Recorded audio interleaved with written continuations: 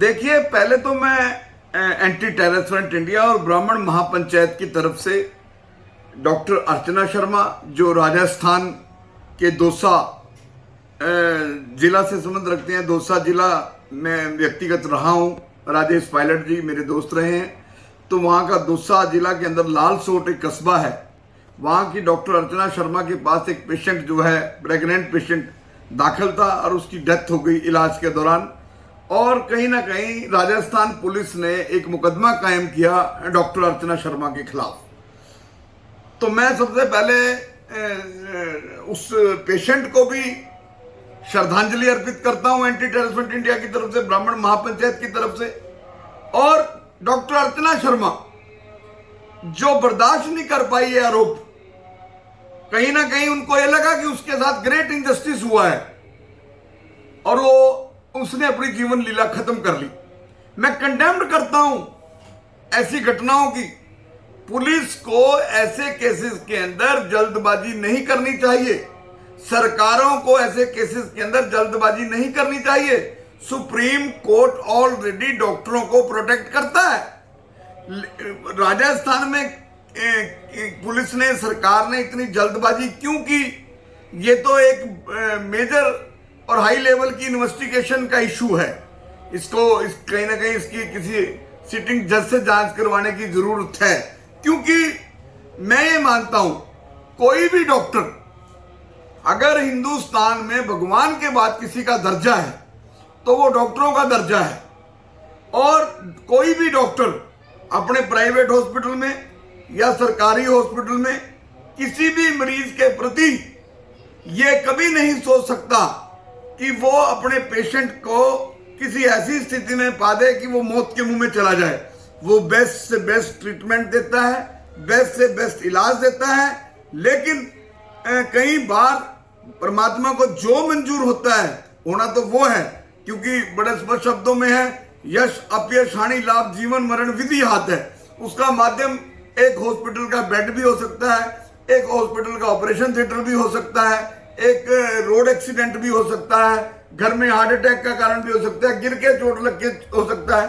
कई तरह के, ये लिखा है ना, जन्म और मृत्यु जो है ये मनुष्य के हाथ में नहीं है। लेकिन मैं राजस्थान सरकार से जो है ऐसी इतनी जल्दबाजी करने की उम्मीद नहीं थी।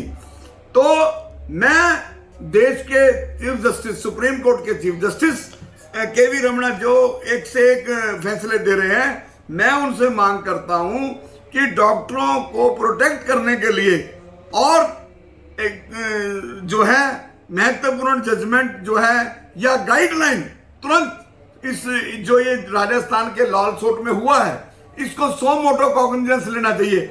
आज पूरा देश का डॉक्टर सड़कों पर है, टीचर सड़कों पर हैं, सिर्फ इसलिए कि कहीं ना कहीं वो ये महसूस कर रहे हैं कि डॉक्टर अर्चना शर्मा ने जो फांसी के फंदे को गले में लगाया अपने, वो कहीं ना कहीं ये सोच रही है कि उसके साथ जाती हुई।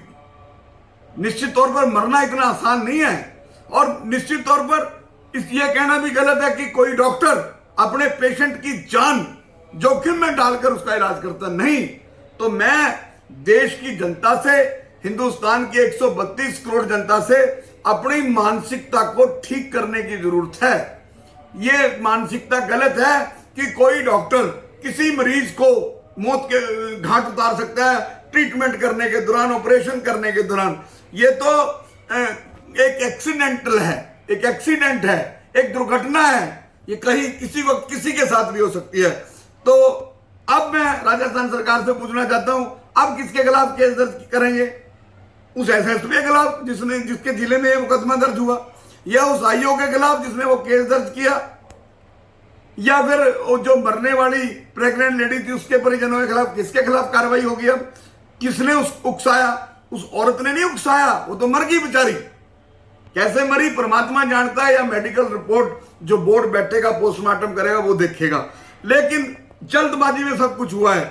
जल्दबाजी में एक इतना बड़ी देश में अफरा तफरी मच गई। डॉक्टरों के साथ इस तरह का रवैया अडॉप्ट करना, डॉक्टरों के साथ इस तरह की एटीट्यूड एक्ट करना अच्छी बात नहीं है। मेरा एंटी टेरर फ्रंट इंडिया, मेरा ब्राह्मण महापंचायत डॉक्टरों के साथ खड़ा है। मेरा एंटी टेरर फ्रंट इंडिया अगर डॉक्टरों के पक्ष में कोई प्रदर्शन करना, देश के हेल्थ मंत्री को मिलने की जरूरत पड़ी मैं मिलूंगा।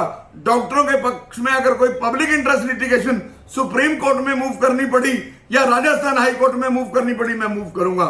इस तरह की हरकतें सरकारों को बंद करनी चाहिए, दबाव की, क्योंकि डॉक्टर जो है किसी भी एक बात, जो ये बात 2 + 2 है, कोई भी डॉक्टर किसी मरीज को मारने के लिए उसका इलाज नहीं कर सकता।